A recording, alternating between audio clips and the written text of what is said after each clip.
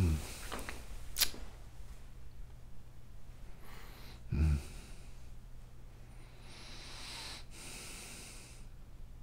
Yeah, we're being cooked by the sun. Haven't you noticed? Mm-hmm. Mm-hmm. Mm-hmm.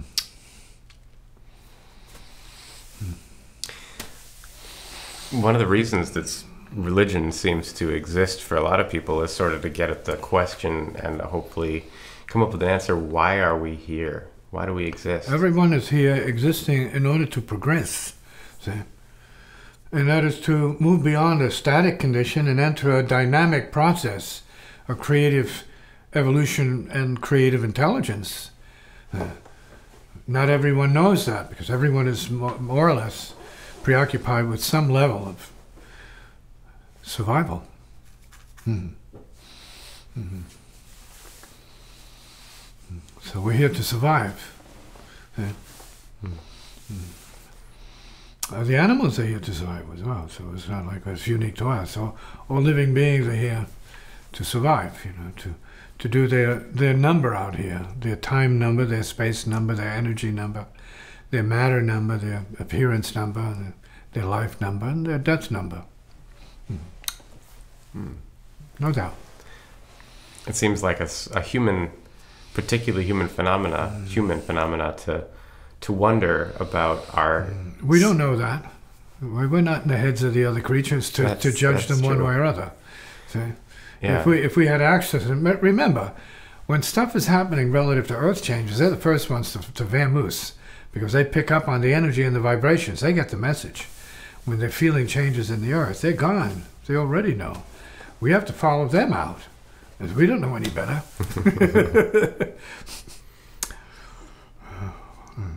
So there's something going on that is the intelligence of the Earth that manifests differently through different creatures.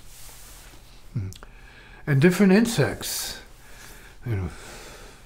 I've recently had an opportunity to have a relationship with a dragonfly I never had before. I can't say I know about dragonflies, but this one has been pestering me now for a couple of months. And I'm wondering why and how I was isolated, singled out, right? And this has been a relationship going on. It's crashed into my head, banged me on the head. I thought something fell out of a tree. And I looked and I grabbed my head and just started to fly away. I said, what's up with that? Is this what they do? I've never seen them do that before. And of course, why my head? I mean, there's enough garbage in it, I have no doubt about it. It might warrant an encounter like that. And the message, I get the message, my head is disturbed or whatever. But in any case, this is a creature that was doing strange things regarding my presence. And we have some of that on video, in fact. It might be common, but I never experienced that before. Right. And then today, earlier yesterday, excuse me, not even today, but early yesterday, I had a relative come over who I'd seen in a very long time, and we had a great encounter. And I'm being drawn to the screen door in the kitchen. He was with me in the sitting room. And I open the inside door, and I see the screen door, and there's the dragonfly. I was calling him Rama, because it's a golden one. I'm not sure if it was the same one or not. But, and it's just there, like I'm tapping on the screen to make it fly away. It didn't fly away, it was holding on. So I open the screen door, right? And I reach for it, and it lets me reach it. First time I've ever had that before. So I took it by the wing gently and put it in my hand. I kept it in my hand. Right? And I'm walking around and it's in my hand. It's quiet and it's alive. And so this is the strangest thing. It almost seemed like it was departing and saying goodbye or something. I had no idea what was going on. But I never imagined I would be able to hold a dragonfly, which when I've seen them in the past, they're zooming all over the place. This one rested in my left hand. And as I said, I picked it up by a wing, and it was fine with it. I put it down, it stayed there until mentally I was saying, is it time to go? And it lifted off gently and flew in the other direction. I've never had that kind of stillness, or maybe a satsang with the dragonfly before. So we're living amongst other beings, and then the question comes up, are we in their time world, or are we in some world that, because we are humans, and by that I mean limited to human consciousness to a certain degree. Maybe natives have more to do with these creatures, these insects and flying creatures and so on and so forth, that we take for granted. I mean, especially city slickers, right? Just dragonfly, mosquitoes, who cares, right? Gnats. You just whack them away. But in any case, this was very interesting and very inspiring, because it seemed like this thing was following me around. I mean, maybe it's a coincidence. I want to say this for the record, it was a coincidence. Maybe they have a telepathic resonance with those in their species. So that, like, I was here with one, and then I took a trip several miles away, and then one comes down to me, like the same one, but I'm not going to say it was the same one following me around the city area. But it happened. And it was around me, like right above my head, flying around, and the car. Coincidence? Whatever. It's interesting. Not because I'm special or not special, but it drew my attention to the intelligence of the dragonfly.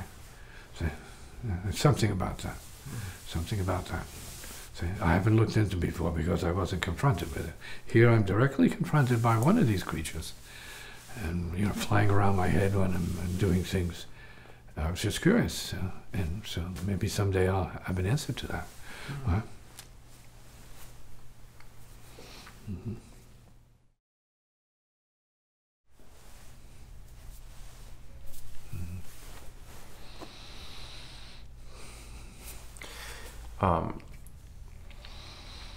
So what each either being or species has to offer or manifests of the earth consciousness? Well, it is all earth, right? We have to see that everything here is earth, different manifestations and forms of earth, intelligence, livingness. We're talking about a living being. When the Buddhists speak about enlightening all beings, they're including these bugs, right? These flying creatures, right? Which sometimes manifest peculiar behavior that actually interacts with us, letting us know we are not alone and we're not paying attention to them, but they may very well be paying a lot of attention to us. But who knows? Scientists probably know more about it. I'm not one of those, but I was just curious. Yeah, so we're on the earth, and everything that the earth is about is part of us. See? We're also defined by and more or less designed by karma, ancestral karma, and we are part of the earth's ancestral karma, not just our blood karma. We're part of the creatureship, the living creatureship of this planet. We are earth beings. And sometimes we function as earth beings in a good way, and other times we are enemies of our own species. Right? We are enemies of our own siblings, let alone our own species, only because of what's going on in us. And so then that calls into question, what can we do to improve our relations to our species, our siblings, our family, and our earthling, let's say, cohabitants, animals, creatures, who sometimes protect us more than we know and care for us more than we can ever care for them. But we don't know that for sure, right? Come on. Why is it that the beings here have a sense of separateness?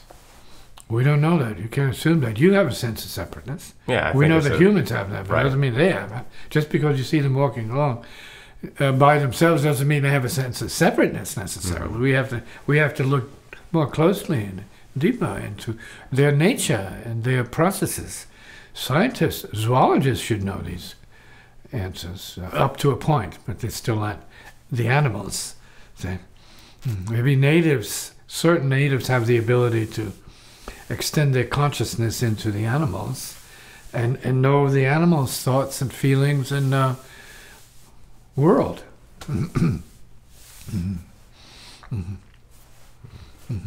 We have to open ourselves to what that is, if we care to. Lately, I've opened myself to the proposition that I had a friend that's a dragonfly I called Rama, because it seemed to be the same one coming around and bugging me in the same way. So I had to give him a name. Hey, Rama, is that you?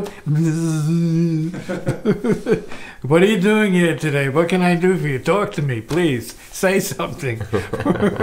Don't just crash into my head, my face, or my hands. No,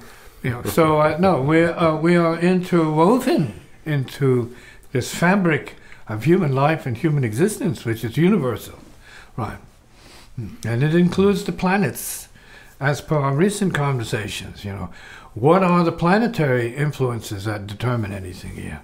What kind of planetary or interplanetary cycle are we going relative to the government of the United States? You can see that. Yeah, these are time changes. There's no doubt about it. You hear them in the field of politics saying, we don't have time, running out of time. All of that is astrologic. They're running by the clock. That's astrologic. See? They're under pressures to do this, do that. It's astrologic pressure. That's how we see it.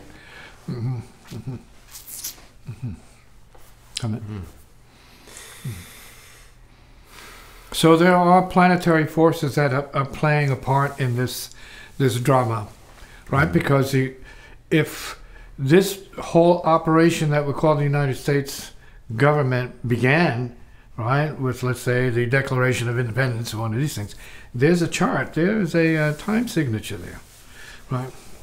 July 4th, 1776, or something to that effect, or thereabouts. That point, if it's at noon, creates a whole universe, a potential in time phases that could be applied to government evolution, progression, or digression.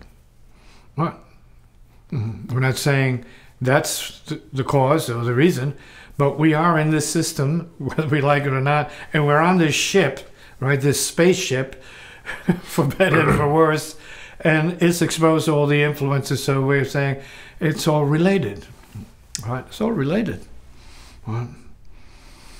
All right. When we're talking about the imprisonment of politics, if we're talking about the parties, one for the people, the other for the few people, this is all like astrologically sort of definable and understood, okay? For the many and for the few. For the elite and then for the poor. See? Remember, Jesus came in with a whole conversation about give what is Caesar's to Caesar and give what is God's to God, right? I'm going to use the term give what is for the poor to the poor. And that would mean generosity and grace, see, kindness. See, those who have less and need help, like all of our ancestors at one point or other.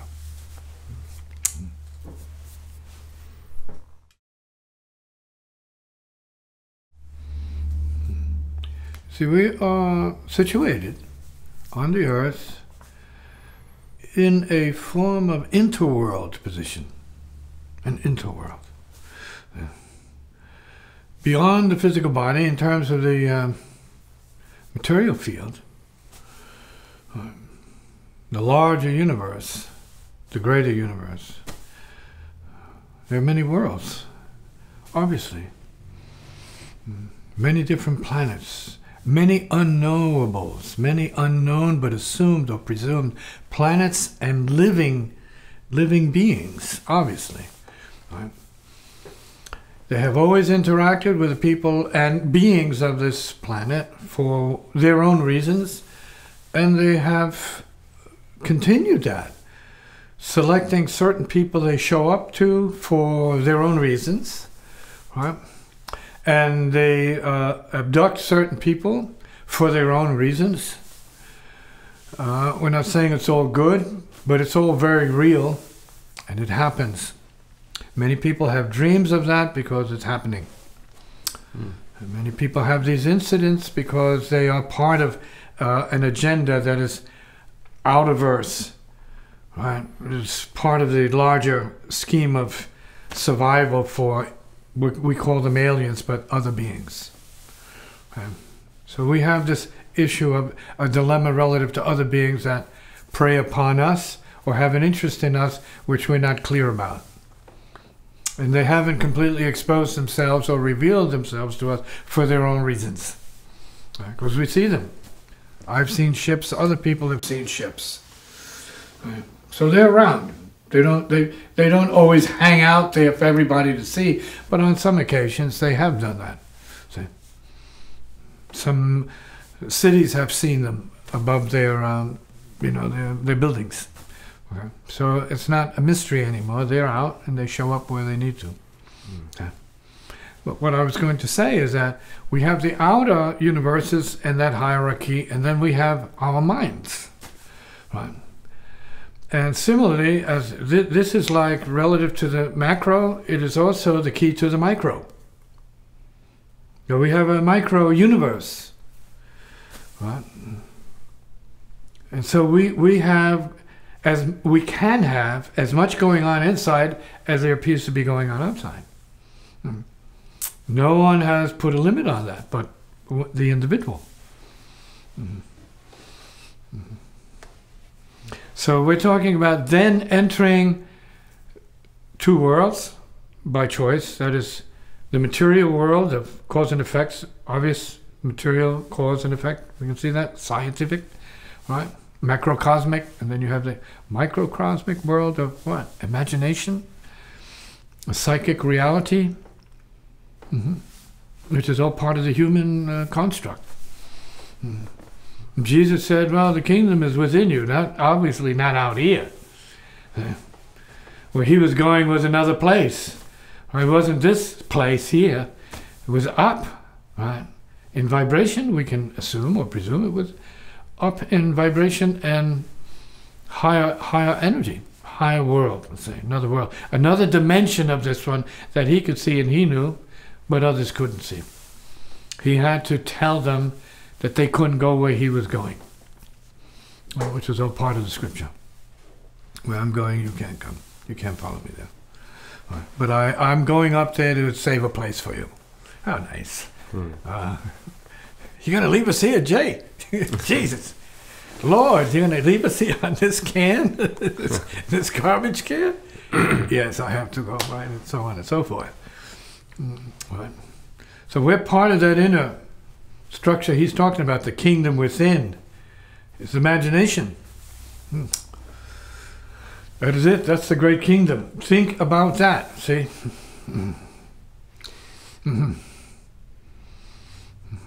And are there beings that exist independent of us and independent of, it's like they are definitely solid, independent other beings, say angelic beings or... Well, we're not going to say they're too solid, but they're real. We won't use the word solid. That's then relative to density and material, let's say, matter. But there are beings beyond it. Yeah, they are etheric beings. The Buddhists speak about celestial beings.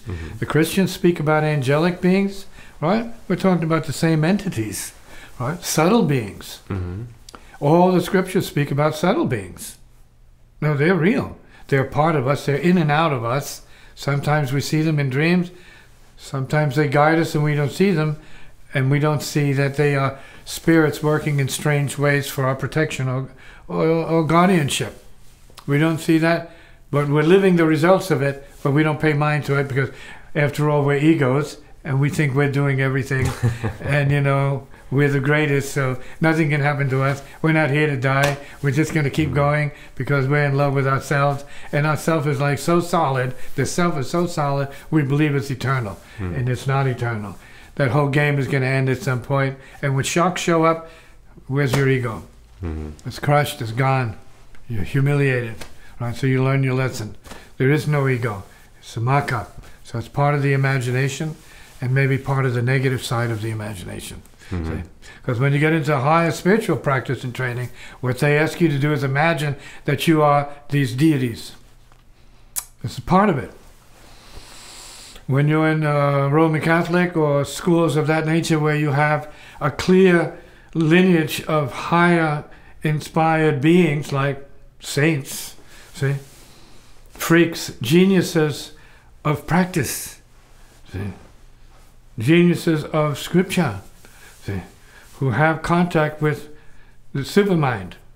And then you're talking about evidence there that is left for others to look at, consider, and maybe move in that direction with confidence, that others have come before them and that there are ways, there are maps in language and in wisdom to follow their path and rise accordingly if it's in your nature to rise.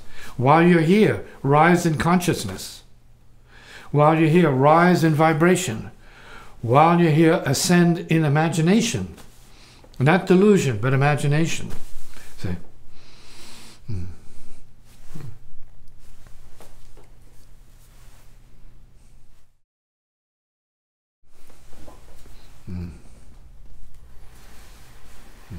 Yeah, there is a self. There is the appearance of self. But there is also no self. Depends on what level you're perceiving whatever it might be. In the supersubtle, there's nothing we can call a self. It's light. We can call it the self of light if you want to do that. I'll give you that. We don't, the light of self, maybe? The self of light, same thing. Means there's no self. There's no self, no tangible, solid self. That's a very important message for all the people who are here to practice art or any science or religious practice, super practice, and yoga practice or whatever.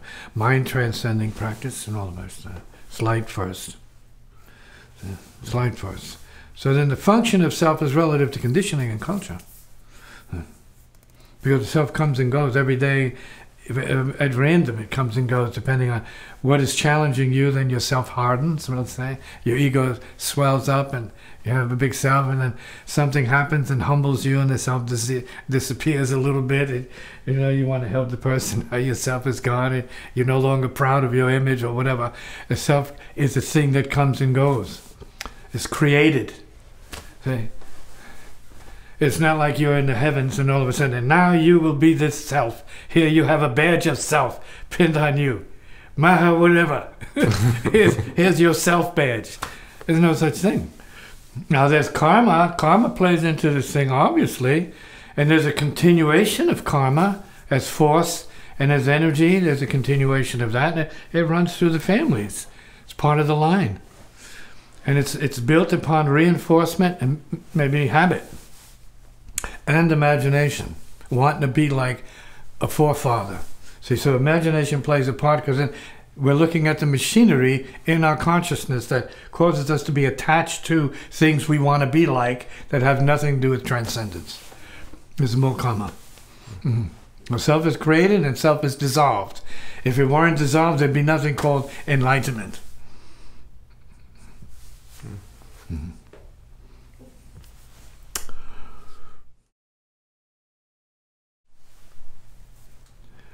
For the one in whom self has dissolved, all beings have dissolved as well.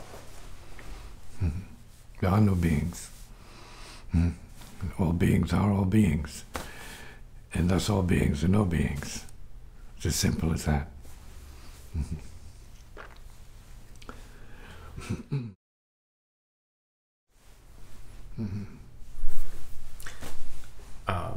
So it seems like using the imagination to progress, using the mind. Or your intelligence. We can go cut right to intelligence. Is kind of an exciting way to think about our capacities as necessary vehicles for improvement, not just, here to be a pain in the ass. Like the self, for example. The sense of ego. Well, we are here living a sacrifice, but we're not always conscious of that sacrifice. Every moment you're here, you're ticking away. The nature of the universe is taking you back. You're aging. You're living this sacrifice, but you're not conscious of it. You think you're who you are, and that's it. and you're not going to die, and you're not aging, nothing's happening except your trip. Guess what? Death is just a thought away for some people. It's the next breath for them. It comes unannounced sometimes, and then sometimes with shining armor it shows up on a horse, calling for you. Right. And so this is the nature of the paradox of being alive and dying simultaneously.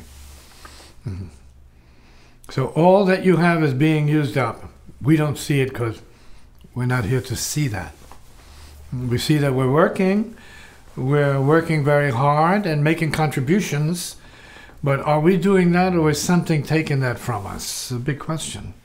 So, and we're talking then about karma, right? An instinct from the blood, which gives you your desires often, your motivation, your vision. All of this is handed down. Mommy, daddy, grandmommy, granddaddy, all passing down this power.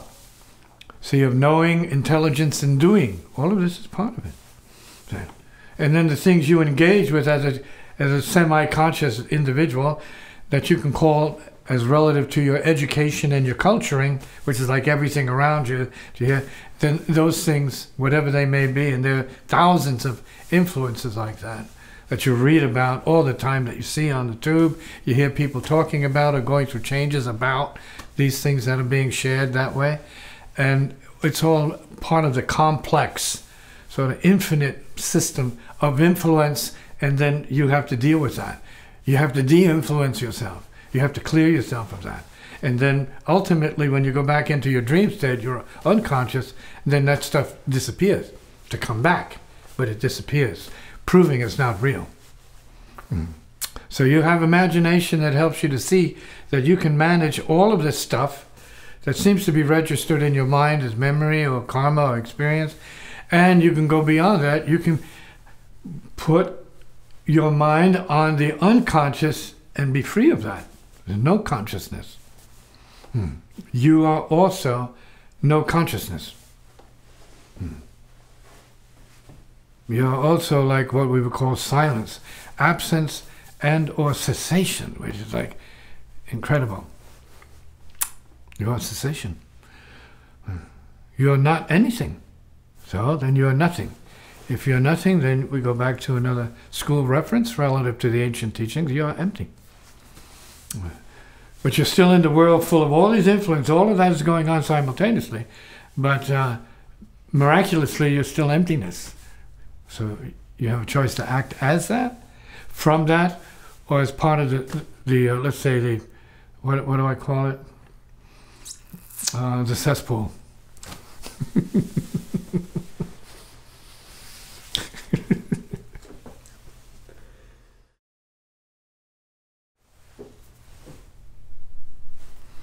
And this is why you need to practice in the ways that we speak about it, in the ways of the ancients and the ways of the masters, the spiritual masters, and the creative masters too.